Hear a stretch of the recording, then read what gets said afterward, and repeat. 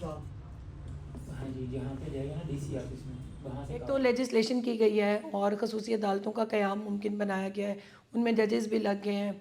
उसके अलावा कुछ ऑर्डिनेंसेस गवर्नमेंट ऑफ पंजाब ने ऐसे अप्रूव किए हैं कि जिनके ज़रिए आप फौरी कब्ज़ा दिला सकते हैं। अगर आपके पास एक क्लियर जजमेंट मौजूद है और आपका राइट भी इस्टेब्लिश हो चुका है तो बहुत आसानी से फ़ैसला आपके फेवर में जा सकता है। मोस्टली कमीशन का काम शुरू होता है जब एक इशू बहुत ज़्यादा कॉम्प्लेक्स हो चुका होता है और रिपोर्ट होता है। लेकिन आई थिंक अगर हम अवेयरनेस के एस्पेक्ट को देखें तो पंजाब में अब बहुत सारी जैसे एलडीए और डेवलपमेंट अथॉरिटीज़ हैं, वहाँ से आप चेक कर सकते हैं कि कोई रिहायशी कॉलोनी अप्रूव्ड है या अनअप्रूव्ड है।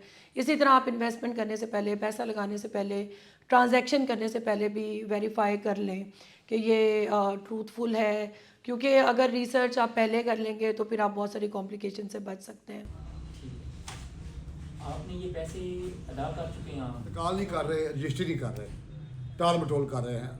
ओवरसीज जो ऑफिस है 5 साल पहले मैं वहाँ मार रोड 7 क्लब है, वहाँ मैंने आया था तो मैंने कंप्लेन दर्ज की थी तो मेरा मसला सॉल्व हो गया था। अभी ये सेकंड टाइम मैं अभी इधर आया हूँ, लेकिन ये कंप्लेन फर्स्ट टाइम मैं रजिस्टर कर रहा हूँ। पहले वाली कंप्लेन मेरी सॉल्व हो गई थी। अभी जो इन्होंने नया दफ्तर, ये नया तरीक़ेकार जो किया है, अभी ये नया जल्दी काम हो रहा है। उम्मीद है कि जो भी वो वसील इधर आएंगे उनका मसला इंशाल्लाह जल्दी से जल्दी हल करेंगे। ये